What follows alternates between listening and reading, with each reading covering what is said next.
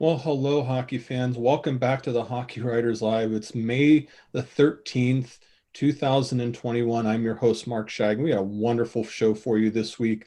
We're actually going to get to talk about playoff hockey. I know a few months ago, who knew that we would get to this point where we'd be able to complete a season? I mean, we're almost there. Some teams have already completed their season. Some teams already know who they're playing in the playoffs.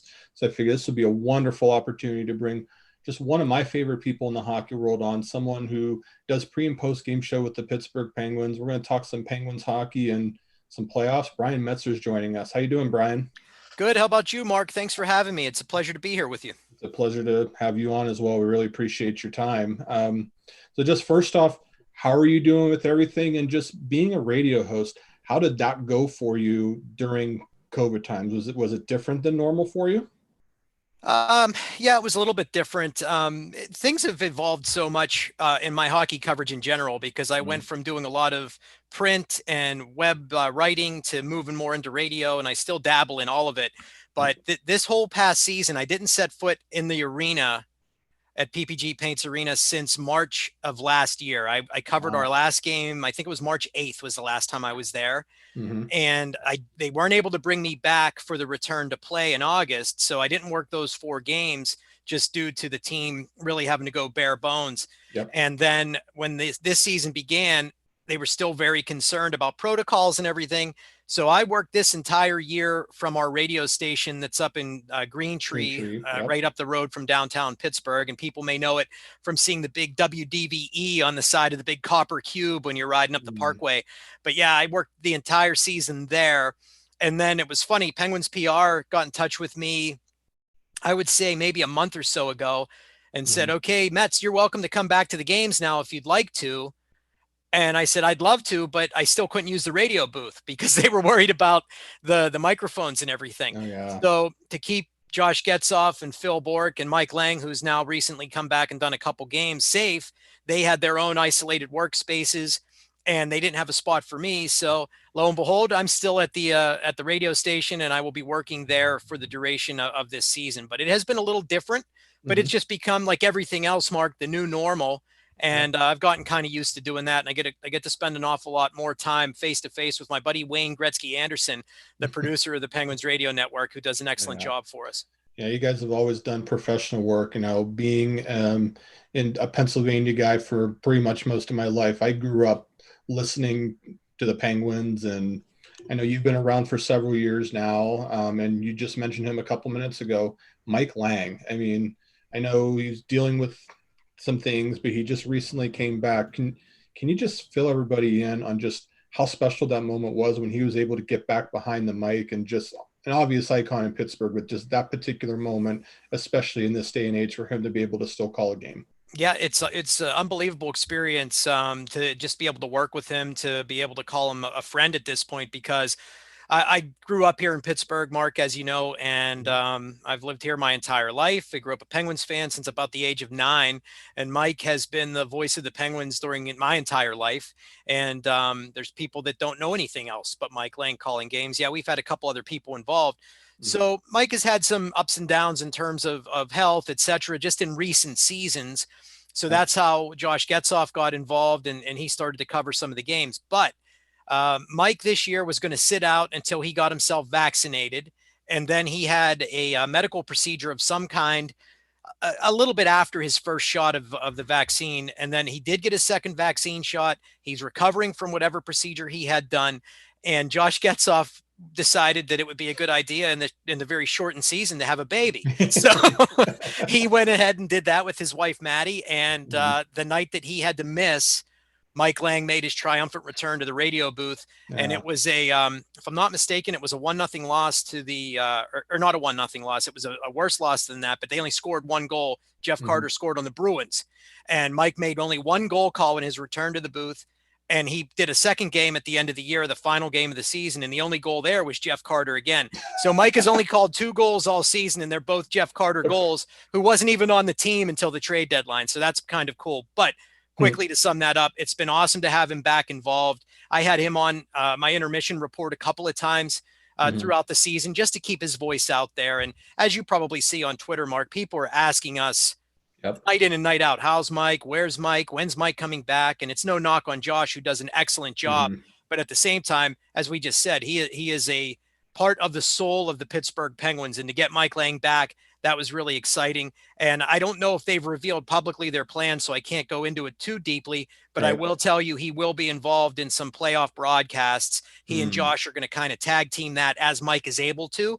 And we will still have both of their voices involved with our broadcast moving through the playoffs. Great. It's awesome to hear. We had Josh Getzoff on our program actually back earlier in the season.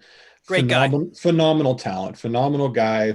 Yeah, Penguins are in really good shape there, and can't wait to see what's going to happen broadcast-wise for them. Plus, he looks like a newsman, Mark. He should be, yes. You know what I mean? He looks like one. He's chiseled. He's got the hair. He's got everything. He's got it all. I mean, if that's not the perfect life, Brian, I don't know what is, to be honest with you. So we got the perfect lives here, Mark. We do. We really do. Now, if we're covering hockey, it's a good life. Yep. Brian, you mentioned Jeff Carter. Let's go there for a minute. The trade deadline acquisition comes in. Seems like he just fits like a glove. Had the 4-goal game, obviously. I guess a 2-part question for you in your mind is, why is he clicking so well with this team? And then who else has he helped? You know, when you get a player like that who can score, who can do a lot of things, yep, you feel that up and down the lineup. Who do you feel like's been the biggest benefactor for Carter entering that lineup as well? For me, I think it's definitely been just in terms of who he's helped. It was Jared McCann. He's really done a lot of great work with him, just coming on board with having him on his wing. I think McCann was already having a breakout type season for the Penguins. He was great on their power play and great in a lot of other capacities, but to have that sort of presence on his line, who we all know is a winner, he's a leader, he's got size, he's very sound defensively, plays a very solid two-way game. So having them together, I think worked very fluidly, because that's the kind of player the Penguins had hoped that Jared McCann would morph into when they brought him in from the Florida Panthers. So I think that this is going to leave some lasting effects on him, and it's going to be something he's going to be able to grow even more so in his career with what he's learning playing with him. Now, as for Carter, I think he's really just meshed well here because of some of the things I said. He's been a leader. He's won. He knows what it takes to win. He's played on huge stages. Obviously, he's bounced around the league a little bit, and he spent an awful lot of time now in the Kings organization. But to have him come in here with another chance to make a run at a Stanley Cup, to get back with Ron Hextall, who I know he had a really good relationship with specifically his time in the Kings organization whenever Hexy worked out there. But they're friendly. They still have been in touch. They talk frequently from what I understand. But I think what stood out to me is him just being this all business approach kind of guy. And in that way, he's a little similar to someone like Sidney Crosby, because we know Sid is all business all the time. If you look up professional hockey player in the dictionary, there's probably a picture of someone like him, because he's just like a prototype. He doesn't seem like he does anything but hockey.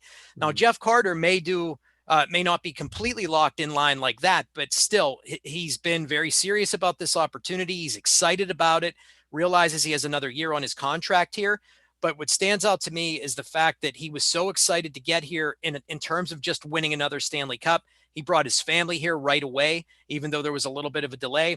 And to put it in perspective, why that was impressive to me, the Penguins have long been the team that went after veterans at the trade deadline. You know that, always trying to take a kick at the can every single year.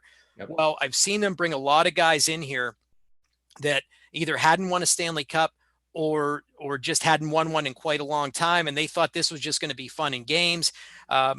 One year, one of the players they acquired in 2013 and came in here and just looked at it like a party time.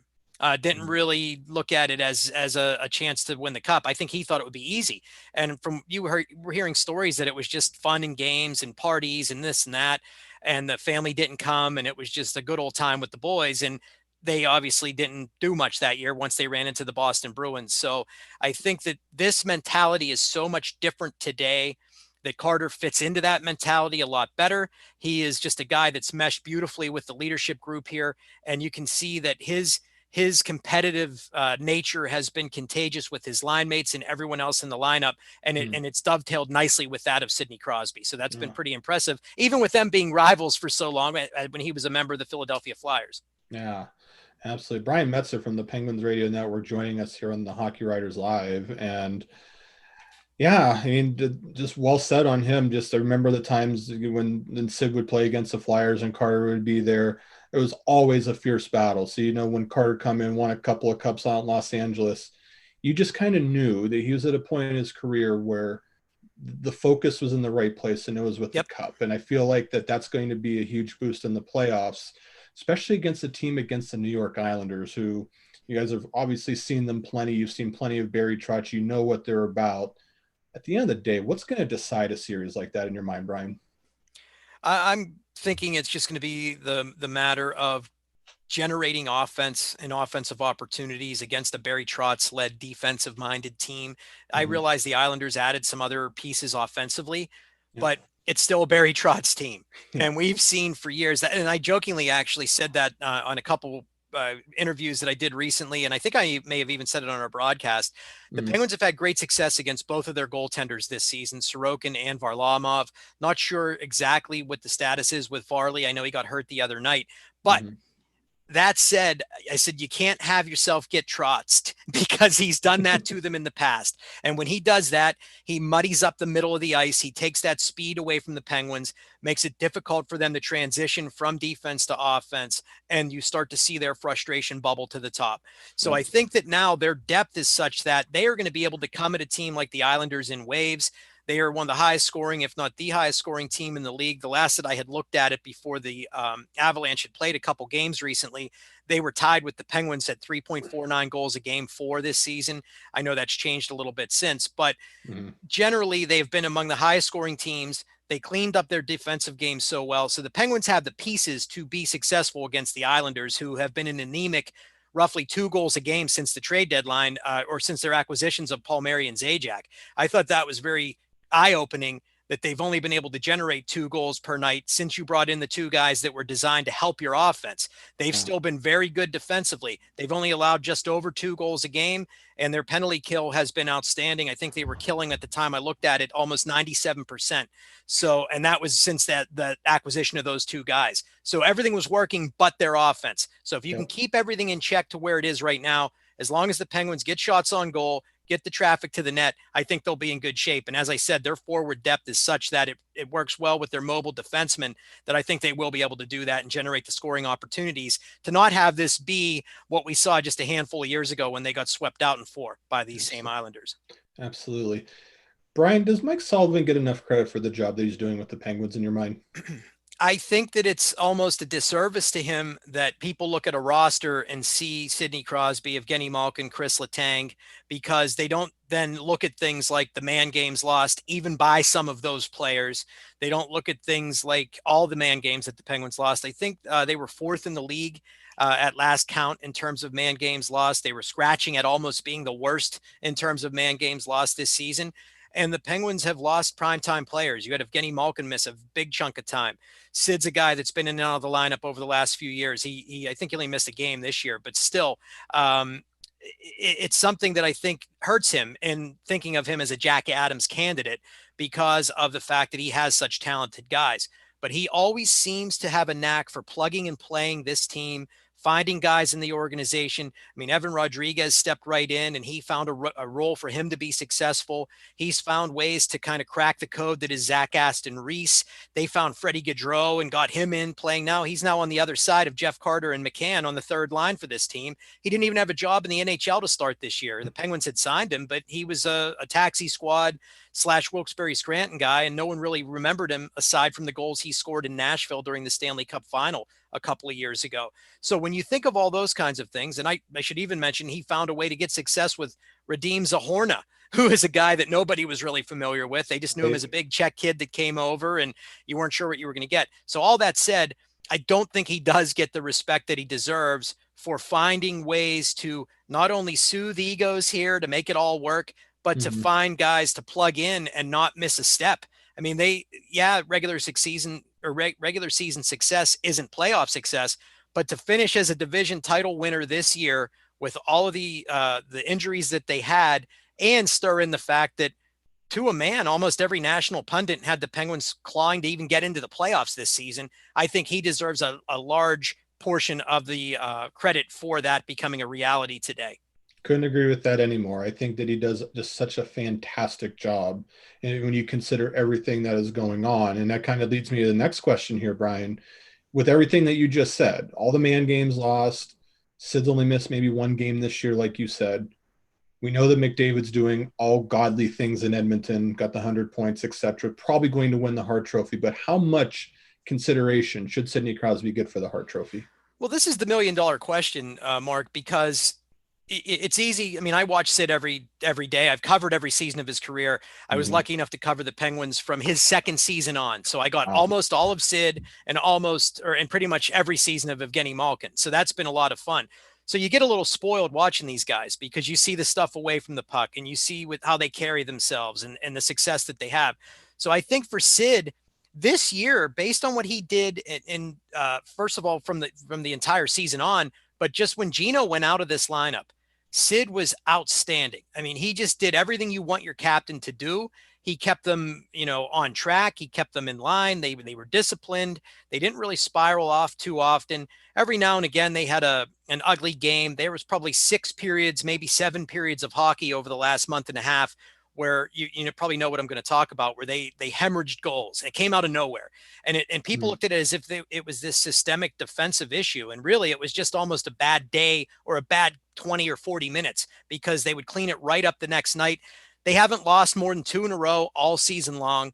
That's a Sidney Crosby influence in my view. So taking it back to your question about the Hart Trophy. Yes, Connor McDavid will win it.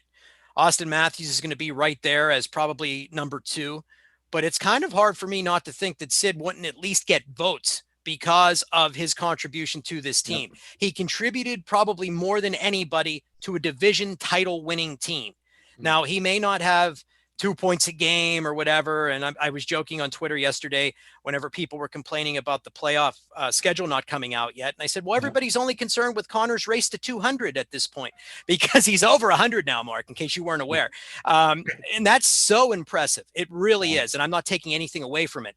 But if you want to have that be your MVP, maybe they should have the best player award and then have a guy who was most valuable to his team. Because while Connor is definitely very valuable there, you still have Draisaitl, who's a huge contributor in terms of their offensive game. And when you look at it, and everybody else that chips in offensively, but when you look at that team, they didn't win their division. They aren't the best team, even in their group, even with all that productivity, because they still aren't the best that they need to be defensively. They still don't have the goaltending that they need. And I know that Connor can't do all of that. But I think when you look at it, and as I said, I'm a little biased here. It's hard for me not to say that Sid can at least get votes as an MVP candidate based on him contributing to a division title winning hockey club and maybe one that the sky's the limit for at this point. Who knows? Absolutely. Got 2 more for you, Brian, before we let you go here. Got to talk about the goaltending situation, because I think a lot of Penguin fans were fairly wondering how that duo was going to do between Tristan Jarry and Casey DeSmith. Fair to say that they've had a great year moving forward since the beginning, but are they good enough? Can they win 4 playoff series? You know what? I wasn't sure about it myself. Whenever I was watching this roster come together, and there for 2 years now, I mean, there was essentially rumors about them looking at bringing in a veteran goaltender of some kind, whether that was making a kick at the can at getting Marc-Andre Fleury back here. I mean, Jim Rutherford, before he moved on, all but said he was trying to get him early this season when the goaltending was kind of suffering and Jarry and DeSmith weren't playing up to snuff. Well, I will tell you that this team, generally speaking, from the beginning of February on, where they had the 2 games against the Devils postponed, it bought this team probably 5 days of just nothing but hardcore practice time. From then on, their defensive game cleaned up. There weren't as many second and third opportunities. And then these 2 goaltenders started to play the way that they were anticipated to be able to play. And the talk of a veteran goaltender went right out the window. And if you look at their numbers, because for me, yes, it started at the beginning of February, Mark, but going from March 1st on, the Penguins have really been essentially the second best team in the league from that point on, behind Vegas, if I'm not mistaken. But the goaltending, you had Jarry go 18-3-2 over that span, .917 save percentage, .252 goals against with 2 shutouts. DeSmith had a sub 2 goals against average just in the month of March. Those couple of bad games bloated this a little bit for him, but he's 11-7. I mean, he's 7-5-0 over that span, 9.21 save percentage, 2.43 goals against with 2 shutouts.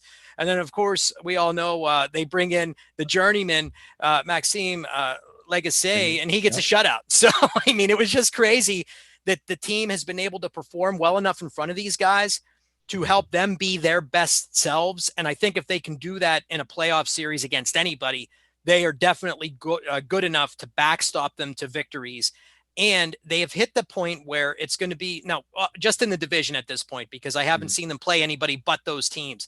I would say, looking at it, who they've had to face this year, Boston makes me shudder a little. But when you just look at the teams in their division, with the way that everyone we talked about, including these goalies, are playing, I don't know that they can beat them 4 out of 7. I think that they would emerge based on what I've seen. So we'll have to see. But the goaltending seems to be definitely solid enough to help this team have some success. Absolutely. And let's end it like this, because when it comes to the playoffs, you want to see crowds. You want to see people. Yep. And they recently announced that they're going to have 50% capacity at PPG Paints Arena for the start of the playoffs. We know that there's conversation out there that maybe home ice doesn't matter as much as it used to be. There could be a variety of reasons for that. But Brian, how important is it to have more fans in the stands, and just how beneficial will that be for the Penguins? I think it's pretty important in their case, just based on the fact of one of the things that we just talked about. They have one of the best home records going this season. Yep. They're near unbeatable at PPG Paints Arena. And what's intriguing is Tristan Jarry, who is going to be their guy. He just, and I don't have his going back to the start of his career, and I'm still just looking at his stats from March 1st on. But at home over that span, he's 11-2-2. So he doesn't lose at home. The Penguins rarely lose at home. They set the franchise mark for home points percentage this season. So I think that speaks to the importance of it this season, even though they've become a better road team as this year went on. And to that point, when you look at the Smith since that March 1st date, he has a 1.29 goals against with a shutout and a 960 save percentage in 4 games on home ice. So both guys have had a lot of success from that March 1st date on. And I think that is important to them. Now, the other aspect that you asked me about, the fans coming on board, they're probably going to get stuck playing the first game, which we are speculating is going to be Sunday afternoon. We don't know that yet. The league hasn't announced it. But based on a letter that went out to season ticket holders about how they're having to handle tickets that were already sold, they were able to buy the first 3 games on home ice the other day. Well, they are refunding, Ticketmaster is refunding game 2 and the 3rd home ice game and making you re-choose because of the up capacity. So that tells me game 1 is going to stay where it was at about 4,800 fans. And then you get into the second home game, which this is the weird thing with COVID, Mark. Yep. It's too dangerous to have 9,000 fans Sunday, but you can have them on Tuesday. That's a story for another day. But anyway, they that just made me shake my head a little bit. But they are going to have it for their second game, roughly 9,000 fans in the building. So first one will be at 48. The rest of the playoff run, whatever it is, will be about 9,000 fans. And I think that will be a boost. Mike Sullivan talked about it. Some of the players talked about it recently, that these fans, and any building, you get that lift from the fans as a player. So the Penguins will have that added benefit of having, just under 10,000 in the building, and that will still be pretty loud and raucous. Well, this has been really excellent stuff. Fans, make sure, the Penguins are going to be playing here. Turn on that radio, whether it be 105.9 The X if you're listening in Pittsburgh or the surrounding vicinity, or on the app, or however you want to get it in. This guy does a great job pre-post game show. Brian Metzer joining us for the Penguins. Thank you so much for taking the time to get us ready for what could be happening with the Penguins in the playoffs. No problem at all, Mark. I appreciate you reaching out and getting me on. And as soon as we can get back together where our teams are actually locking horns again, I'll get you back on our broadcast, because you were nice enough to join me a couple of times in the past. So thank you for all of that. And thanks for having me. It was a blast. I enjoyed talking with you. Appreciate you as well, Brian. We'll definitely take you up on that, whenever Columbus gets back to Pittsburgh. Hopefully it's just next season here. Things are looking good.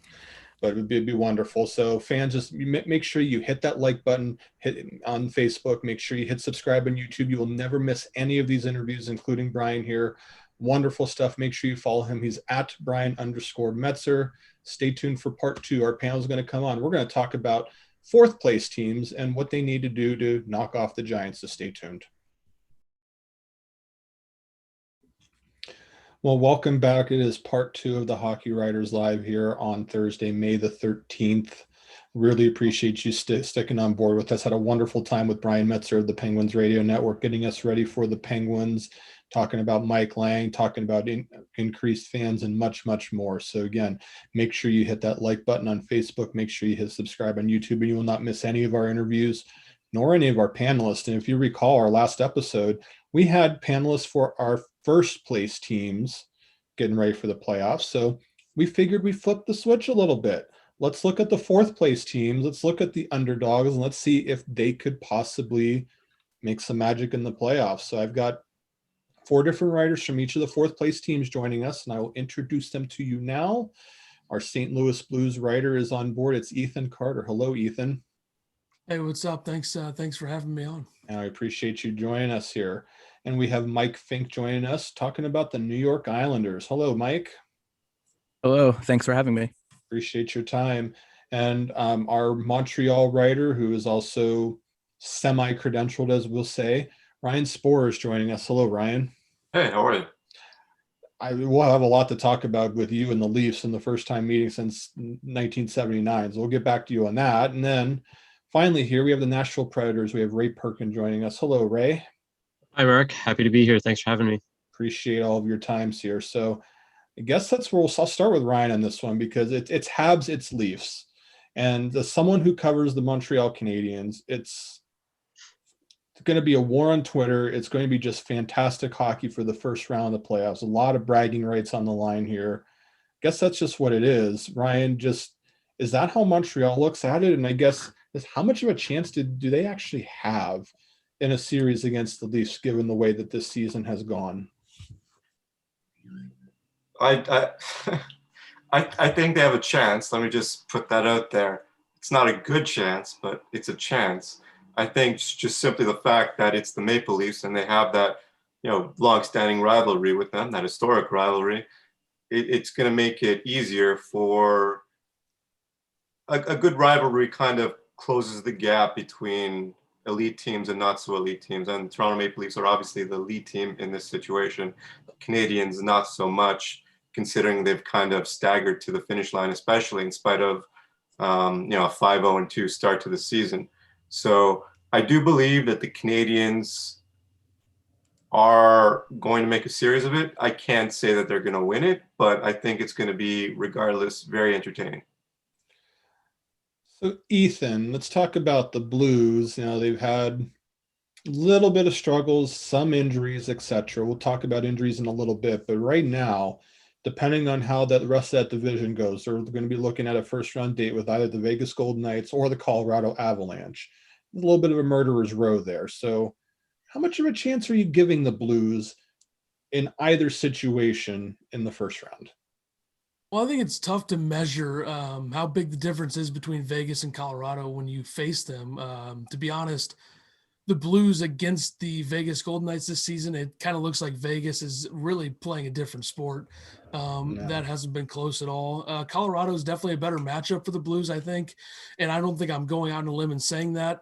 Vegas has just owned them. The 2 games the Blues won against Vegas this season, Vegas had 51 shots in one of them and 46 in the other. So it took a big performance from Jordan Binnington for them to be able to win that. But like with the Canadians and the Leafs, the chance is slim, and it's going to be tough either way. It's, like you said, murderer's row, and Vegas and Colorado are both extremely difficult matchups for the Blues. Now, Mike, I'm going to go to you. We got the New York Islanders. We have a Barry Trotz coach team. We have a defensively minded team, but since the trade deadline, brought Kyle Palmieri, brought Travis Zajac in. I think the one issue has been goal scoring. So my question for you is, I feel like, at least in my mind, that of the matchups that we're looking at here for 1 versus 4, I feel like the Islanders have the best chance. Do you agree with that? And then ultimately, how do you feel like that they're going to fare against the Pittsburgh Penguins?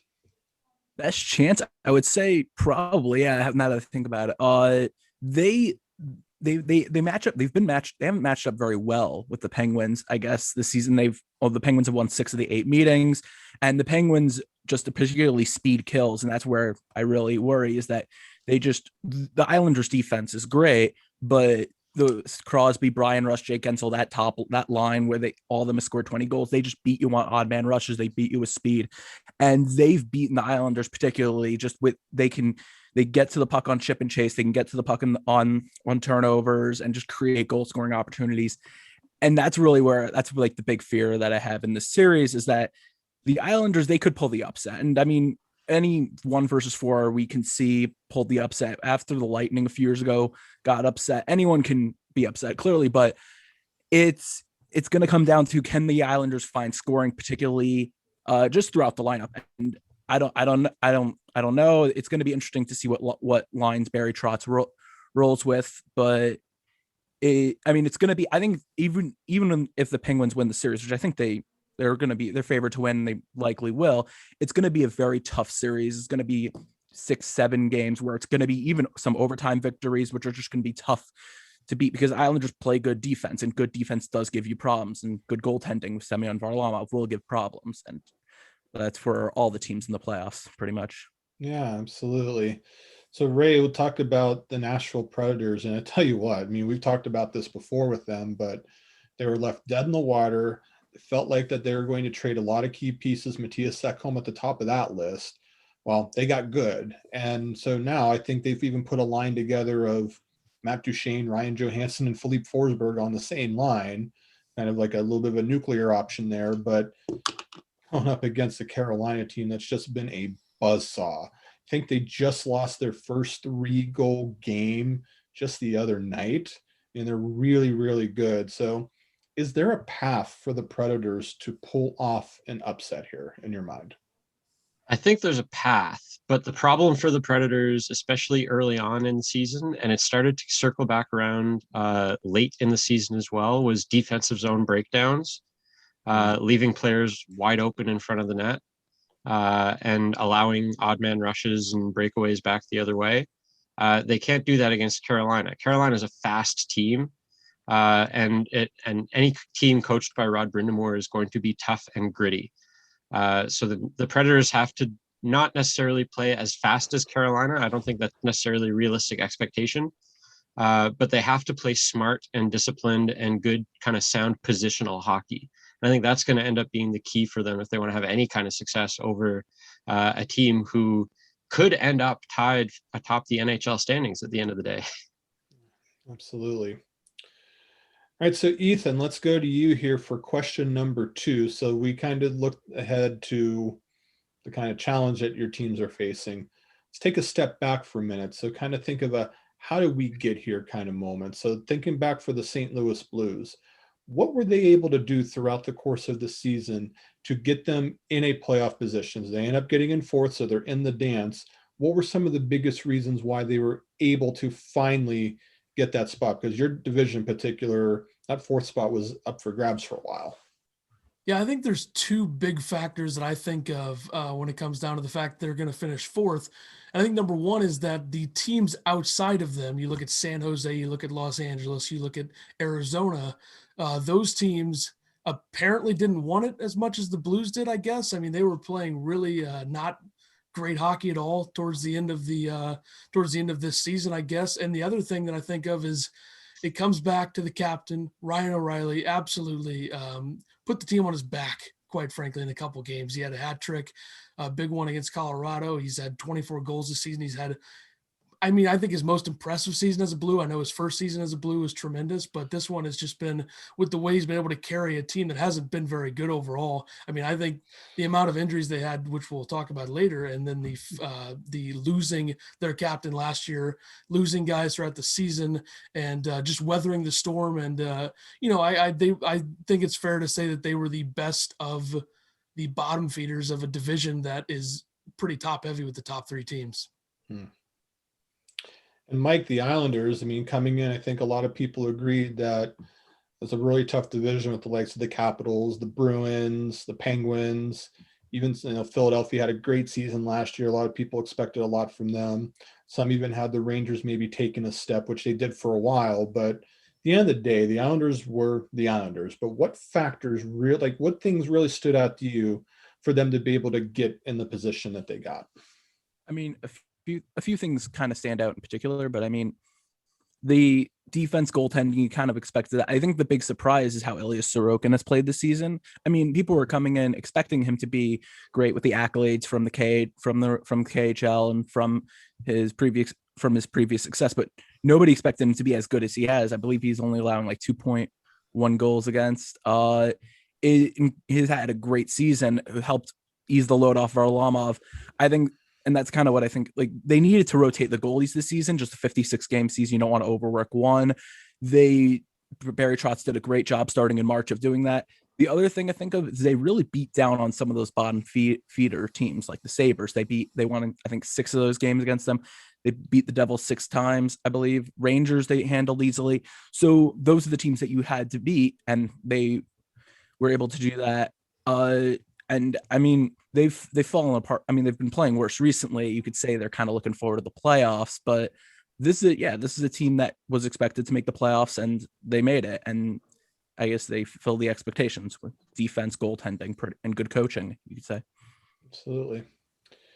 All right. So Ray, the Predators, there was a major turnaround somewhere. So I guess the question I have for you is, can you pinpoint 1 or 2 moments where they finally were able to get on the right track? I know they took advantage of like Columbus and Chicago and Detroit's of the world, so that definitely helps. But are there other moments that stood out for you that explain the turnaround or to get them to a position where they were able to hold off Dallas at the end? Yeah, I mean, you talk about a turnaround. I mean, it was even like a week before the trade deadline. It was still, where's Matthias Ekholm going to end up, and who else might Nashville trade?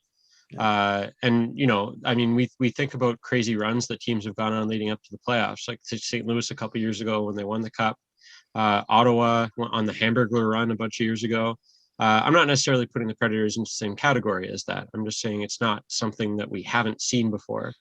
If I was to pinpoint one moment that perhaps changed the Predators season, I think it's kind of a double-edged sword in one sense, because I think it's the moment when Roman Josi got injured and missed a couple of games. Mm-hmm. That allowed some young Predators defensemen to step into the lineup, and they were fantastic. Guys like Alex Carrier, Jeremy Davies, they were lights out when they've been in the Predators lineup.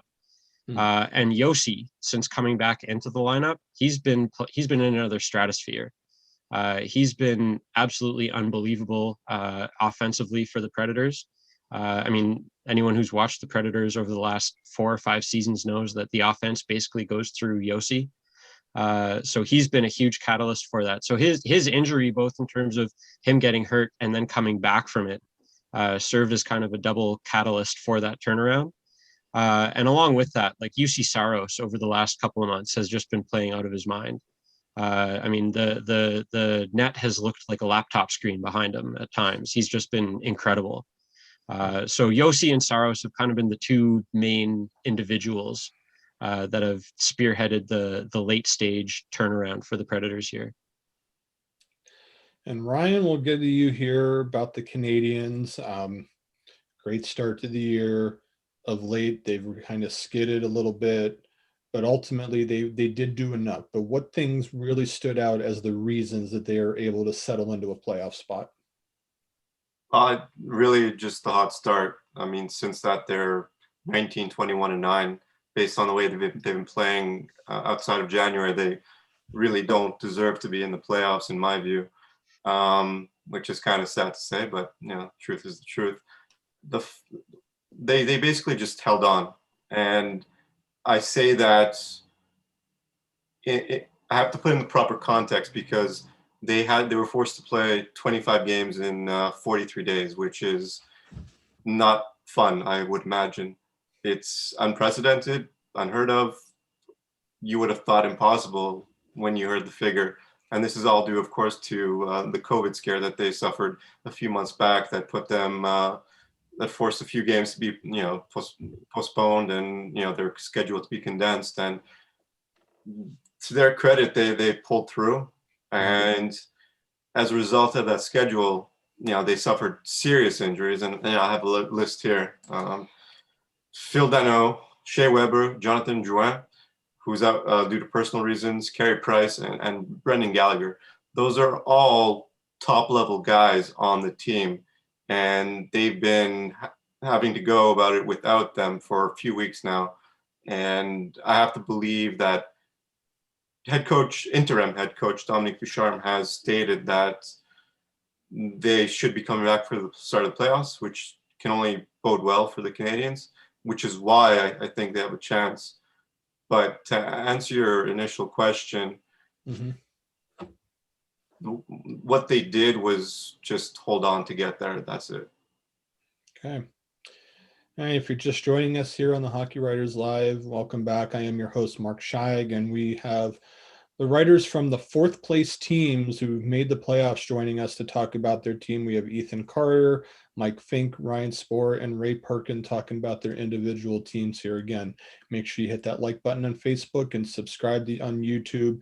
This show, all of our shows, you will not miss a thing. Any of our interviews, any of our panelists, it's all out there for you at your convenience. We also have it in audio format as well. So whichever you want to do, we're here to serve you. So let's talk about injuries. I know, Ryan, we'll get back to you in a little bit more in depth on that, but we're going to start with Mike on this one. So Mike, the New York Islanders, can you kind of just fill everybody in on some of the major injuries that the team had to go through, and or any that they're dealing with now? Or I guess, is there anybody in jeopardy that's going to possibly miss some time as the playoff series begins with the Penguins? Yeah. I mean, the big injury throughout the season, really the one underlying injury, has been Anders Lee with the ACL injury on long-term IR. I don't believe there are any injuries that are coming up in the upcoming series, but I'll have to double check that. But the big one has been Anders Lee, and you think only one injury is not so bad because of compared to other rosters that have been injury plagued.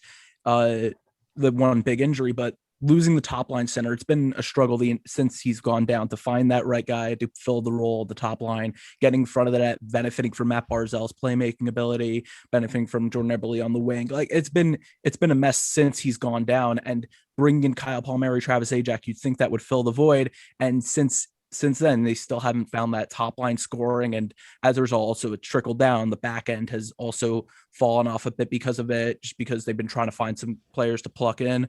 Whether it be Oliver Wahlstrom maybe or Leo Komarov. It's been that one injury just fell throughout the roster, and that really it's been Anders Lee's been the big one that's really hurt them. I know that Varlamov didn't skate today. Maybe I think that was just a maintenance day, but that's still something to monitor. I think he is going to be ultimately ready, but still. Yeah. We'll see where that one goes. So Ray, we'll go to the Predators here with injuries. Kind of just, well, you guys have had a lot. So kind of fill everybody in on just how bad did it get, and is there anything that's currently lingering right now? Yeah, if you had asked me about the Predators injury list 2 months ago, we'd be here all night. But right now it's looking much better for the Preds. Mark Borowiecki, defenseman, veteran defenseman who I think could have been a difference maker. He's been on the injured reserve since I think the middle of March. Haven't heard anything about when he's coming back or if he's coming back at all during the playoffs. Other guys who've missed a little bit of time have kind of come back into the lineup. Guys like Colton Sissons, Nick Cousins. Victor Arvidsson has been listed as day-to-day for I think about a week and a half now, maybe almost 2 weeks. So Arvidsson's definitely the biggest question mark, I think. Just again, there hasn't been much in the way of updating his status. I know there was some thought that maybe he would play in the season finale on Monday night. But like many other Predators players, he was scratched from that game. So not sure if that's injury related or just giving him more time to rest before playoffs. But he would be a guy to watch. One guy who recently came off the injured list to watch would be Dante Fabro, and I think he can be a big difference maker. He was banged up for a few weeks. I think Dante Fabro coming back into the lineup could be a huge difference maker for Nashville. Again, assuming he's 100% healthy, he played in the last 2 games of the regular season, led the team in ice time in the season finale Monday night. But he could be a guy who, paired with Ekholm, could eat up some minutes so that Josi and Ellis aren't necessarily on the ice for 30 or 35 minutes out of the game. Okay. And Ryan, I know you talked about it a little bit here, but just You kind of fill everybody in on what some of the big injuries or situations that you're dealing with, and is there anything lingering right now? I know Drouin obviously is personal situation, but what else is going on there? I mean, like I said, Shea Weber, who's the captain obviously, and the defenseman who I believe, as of his injury, got the most ice time per game. He's out with an upper body injury. Phil Jeanneau, who for all intents and purposes is the number one center on this team between Thomas Tatar and Brendan Gallagher. He's out with concussion. Brendan Gallagher, who actually is the one that really makes that line go, he's out with a fractured thumb. And that injury is probably the earliest of the bunch, dating back to early April, which kind of, in my opinion, explains Canadian struggles to get him going, as he's generally considered to be the engine of the team. And Carey Price is also out with concussion. And Drouin, of course, who needed time away from the game for personal reasons. I don't know if he's expected back for the playoffs, but the other guys are. And up until a few games ago, Paul Byron was also injured. And I think there's something to be said for how this can be a benefit to the Canadians, because in his first game back against Edmonton Oilers, his line with Jake Evans and Arturi Lehkonen, they were tasked with going up against the McDavid line, and they effectively dominated, and they had a hand in all three Canadians' goals. They even had one called back due to an offside call. And I feel as though the amount of jump that those three guys showed getting into the lineup, because Lehkonen and Evans have been frequent healthy scratches, is kind of a good omen for the Canadians once these other guys get back, because they're poised to be difference makers. So that at least gives the Canadians a chance. Okay. And Ethan, we'll wrap this one up with you. I know Tarasenko was the big one. He was eventually able to come back, but what all have the Blues had to deal with from an injury standpoint, and is there going to be anything lingering as the playoffs start for them?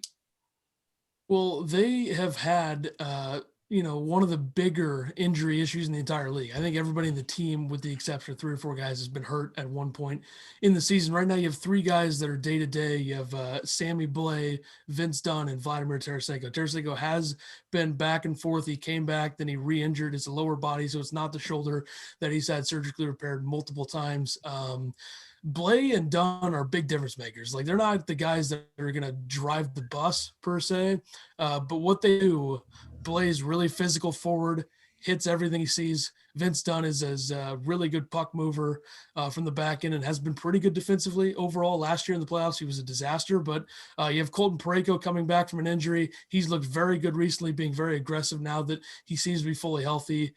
Torrey Krug had an injury. He's back now and looks to be ready to go for the postseason. And then I think the other guy that I would point out is Jaden Schwartz, who's had a really rough season, had an injury for most of the season. Tyler Bozak, another guy I could mention, who had a concussion, but they've had a lot of injuries. They're getting guys back. A big guy they're going to miss the playoffs is Oscar Sundqvist, who obviously has the torn ACL, and he's out for the year, obviously done for whoever knows how long, but he's a very important player, and they're going to miss him a lot in the postseason. But they need guys like Sammy Blais, who is very physical. And if Tarasenko can find himself again, like he's just looked lost recently, getting back from the lower body, you have to expect Blais, Dunn, and Tarasenko to all be back by the time the playoffs start. Okay.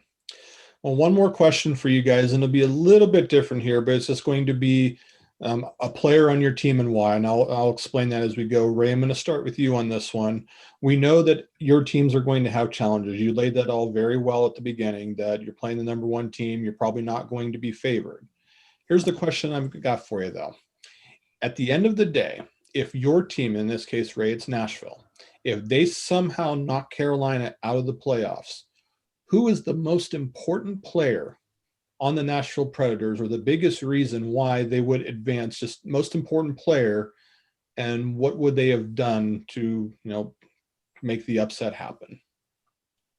I mean, I'm tempted to go with the standard mainstream answer and say the goalie, in this case, UC Saros, or the superstar, in this case, Roman Josi. I'm also tempted to go along with my recent fanboy status for Michael Granlund. But I'm going to go way off the radar here. I think a very important player for Nashville And again, I'm not going with one of those mainstream answers. I think a very important player for Nashville in this series is going to be Tanner Jeanneau. He's a big body who skates fast. He's tough. He's physical. By the end of his first game of the season as a Nashville Predator, he was a fan favorite. That tells you something about his style of play in Smashville. He's finding a groove offensively on a line with Yakov Trenin, and I believe Colton Sissons is the center of that line. He's a fun player to watch, and he's exactly the type of player that would fit right in with a Rod Brind'Amour Carolina Hurricanes lineup. So I think if he can get good minutes and good physical minutes against that Carolina lineup, I think he could be a big difference maker. And it seems like every playoffs, like the teams that make those big runs have a player like Jeanneau, who's, a fourth line grinder guy who kind of emerges out of the woodwork in a postseason run. And I think he is exactly the type of guy that Nashville needs to step up. Again, not just from a physical standpoint, but maybe from an offensive standpoint too.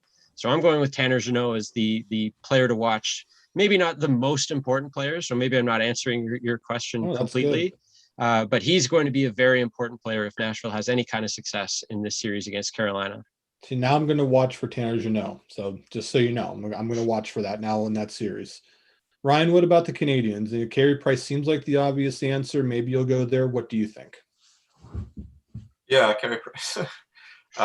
Just based solely on his performance last playoffs, when he posted I believe, a league-leading 1.78 goals against average and a second ranked 936 save percentage behind Korpisalo of the Columbus Blue Jackets. So he's going to have to bring his A game. But beyond that, I mean, Phil Danault is the shutdown center, and obviously he's going to be assigned to Matthews, assuming Danault, of course, is back in time from that concussion.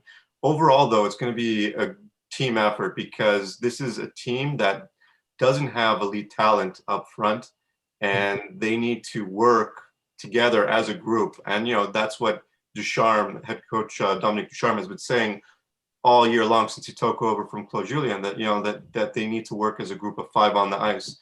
And if they don't do that, if they're out of sync, then they don't stand a chance against any opponent. And we've seen that more often than I'd care to admit, unfortunately. So Price, then Danault, but it's going to be it has to be a group effort.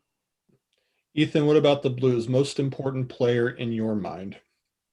Well, I want to go with Ryan O'Reilly, but I'm going to go with the guy who's behind me, which is Brayden Shin, who hasn't had a great season, if I'm being honest. He has been, I guess I would say bad. I mean, he just hasn't played to where we know he can play, but he's the type of guy that can get an entire team going around him because he is in the playoffs in the last two seasons. He's been really physical, 5 to 6 hits a game, scoring goals. If he can reach that form, I think they could actually really give Colorado or Vegas a run for their money. But I think Brayden Shin is important. Obviously, Jordan Binnington is important, but at the end of the day, I think Brayden Shin, if he finds himself, if he gets going, I think he's going to be very important for them if they want to have a chance to win a first-round series. And Mike, you get the final word of the night here on the New York Islanders and most important player. Go ahead. There's a lot to choose from. I mean, it's hard to think of one player. I think it's going to come down to a few things, particularly in this matchup. It's going to come down to disciplined defense at the blue line, disciplined play at the point. I usually see in the NHL playoffs, good defenses take away good offenses, especially on the top line, and you need back end scoring. So in that sense, Jean-Gabriel Pageau is going to be a key player. If he has the reputation of scoring when he was in Ottawa, he in the playoffs, when he was with the Islanders, I believe they got him last season. They need back-end scoring just because Matt Barzal, Jordan Eberle, they're going to be eliminated by those good defenses, and especially the depth that some of these teams possess in the East. They're going to need back-end score. They're also going to need scoring from the point from their defensemen. I always think that a good scoring defenseman is a liability for a regular season, because they also are sometimes cap hits. But in the playoffs, if you have a Victor Hedman, that is valuable. That matters, and that wins games I mean, Roman Josi for the Predators, these scoring defensemen. So I think the Islanders also, they need maybe Nick Leddy to step up, or Ryan Pulock can get some shots to the net just to create havoc in front of the net. That's going to help a lot. So those are the two big things that I think will help the Islanders if they are to make a cup run, which would shock some people, not necessarily, but those two elements. So John, I don't know if I said one or a few, if you want me to limit to one or not. Oh, that's perfect. One's perfect. So great job, everybody. Thank you so much for the time. Ethan, Mike, Ryan, and Ray talking about your specific teams and can they knock off the number ones in the playoffs. Really appreciate your time and joining us on the Hockey Writers Live. Thank you. Thank you. Thanks, guys. So fans, just so your heads up here, we're going to have some playoff talk next time.